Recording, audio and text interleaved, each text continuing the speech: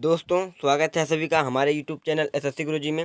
आज के इस वीडियो में कक्षा 11वीं वार्षिक परीक्षा 2020-21 के अर्थशास्त्र के पेपर का सलूशन लेकर आए। दोस्तों इस वीडियो में हम प्रश्न नंबर 6 से 26 तक के सभी प्रश्नों का सलूशन देखेंगे। दोस्तों अभी तक आप लोगों को प्रश्न नंबर 1 से 5 तक का सलूशन मिल चुका होगा, लेकिन 6 से 26 तक का आपको क्या कहते हैं प्रश्नों का हल नहीं मिला होगा। दोस्तों इस वीडियो में लेकिन हम प्रश्न नंबर 6 से 26 से सभी प्रश्नों का एक एक करके हल देखेंगे। तो चलिए देखते हैं दोस्तों प्रश्न नंबर 6 से। पहला प्रश्न हमारा जो है प्रश्न 6 का आपका था, प्रश्नावली किसे कहते हैं। तो यहाँ पे देखिए प्रश्नावली किसे कहते हैं, इसका उत्तर है, आप इसको नोट कर लीजिए। उसके बाद आता है प्रश्न नंबर 7वां।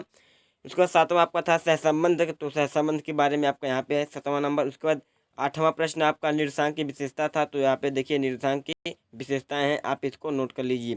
तो यहाँ पे आप निर्देशांक की विशेषताएं, यहाँ पे एक दो विशेषताएं निर्देशांक की हैं, आप इसको नोट कर लीजिए। उसके बाद आता है 9वां प्रश्न, आपकी हरित क्रांति क्या है। तो देखिए यहाँ प्रश्न 9वां का आपका उत्तर यहाँ पे, आप इसको नोट कर लीजिए।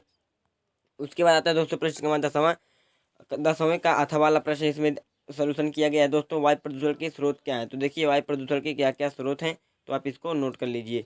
उसके बाद आता है दोस्तों आपका एक ग्राम वाला प्रश्न, उसमें आपको पूछा था प्रश्नावली और अनुसूची में अंतर लिखिए। देखिए यहाँ पे प्रश्नावली है, इधर अनुसूची है, तो इन दोनों में आप अंतर लिख सकते हैं। इसका आप स्क्रीनशॉट ले लीजिए। अगला प्रश्न है दोस्तों 12वां प्रश्न क्रमांक 12वें का अथवा वाला प्रश्नों का सलूशन है।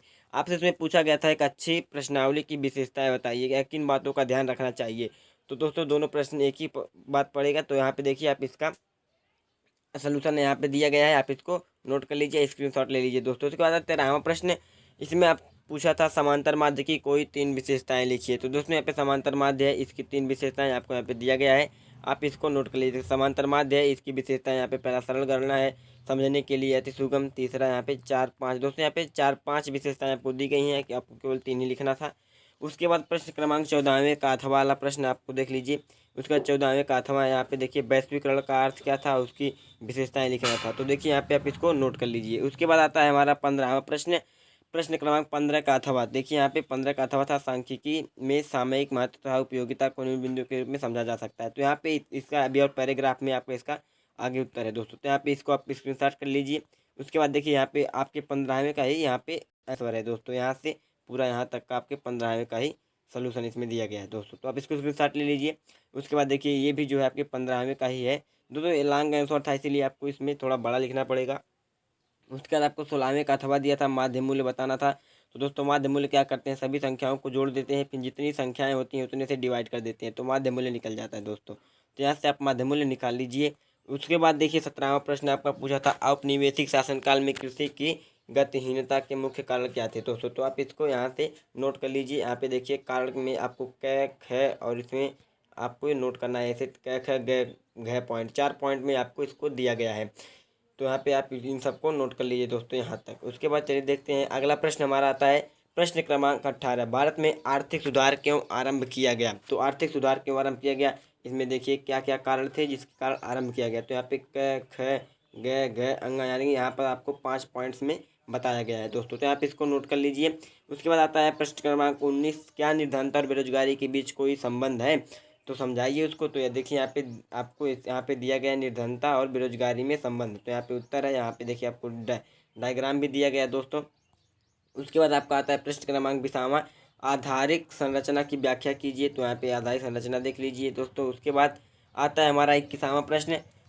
देखिए 21वें प्रश्न का उत्तर दोस्तों यहाँ पे आपको दिया गया है, 1958 में प्रारंभ की गई चीन के ग्रेट लीप फॉरवर्ड अभियान की व्याख्या कीजिए। तो यहाँ पे इसका व्याख्या करना था, तो आप इसको नोट कर लीजिए, 5 पॉइंट में इसका भी व्याख्या किया गया है। उसके बाद दोस्तों प्रश्न क्रमांक 22 है, दंड चित्र क्या होते हैं, कितने प्रकार के होते हैं, तो यहाँ पे देख लीजिए इसको भी। उसके बाद आता है 23वां प्रश्न, तो इसमें पूछा था माध्य, मध्यिका और बहुलक, इन सभी का और इन तीनों में संबंध। तो दोस्तों देखिए यहाँ पे आप तीनों को लिख सकते हैं, माध्य के बारे में, मध्यिका और बहुलक। उसके बाद दोस्तों बहुलक, फिर यहाँ पे तीनों में संबंध दिया है। देखिए यहाँ पे बहुलक के बारे में बताया गया है, तो आप इसको नोट कर लीजिए। उसके बाद दोस्तों यहाँ पे देखिए माध्य, मध्यिका और बहुलक में संबंध भी उसी प्रश्न में पूछा था, तो यहाँ पे इसको नोट कर सकते हैं। तो बहुलक बराबर होता है 3 इंटू मध्यिका माइनस 2 इंटू समांतर माध्य। उसके बाद दोस्तों 24वां प्रश्न आपका यहाँ से शुरू हो जाता है, प्रश्न क्रमांक 24वां। तो यहाँ पे इसका नोट कर सकते हैं प्रमाप विचलन के गुण। तो प्रमाप विचलन के गुण यहाँ से आप नोट कर सकते हैं। उसके बाद देखिए प्रमाप यहाँ से आप इसका वही दोस्तों ये 22वें का ही उत्तर यहाँ तक है आपको। आप पूरा यहाँ तक नोट कर लीजिए, क्योंकि देखिए दोस्तों लॉन्ग आंसर तो लॉन्ग में थोड़ा बड़ा बड़ा लिखना पड़ता है।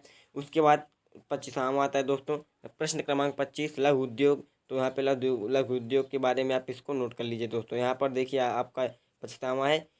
उसके बाद ये भी 25वें का ये भी लॉन्ग आंसर था, तो इसलिए आपको इसको कम से कम 1-2 पेज में लिखना पड़ता है। तो दोस्तों आपको इतना ये सब लिखना पड़ेगा। अभी एक पेज मिस का और है दोस्तों। यहाँ पे देखिए यहाँ तक आपका 15वें का सोल्यूशन है दोस्तों। उसके बाद देखते हैं 16 15वें का एक पेज और दोस्तों यहाँ पे कुटीर उद्योग की लिस्ट। ठीक दोस्तों, तो हो गया ये आपका। उसके बाद आता है 26वां प्रश्न क्रमांक 26वें का अथवा वाला है दोस्तों।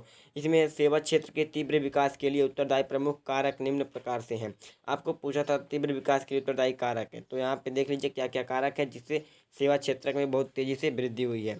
तो दोस्तों इस वीडियो में आपको प्रश्न नंबर 6 से 26 तक के सभी प्रश्नों का सलूशन मिल चुका है दोस्तों।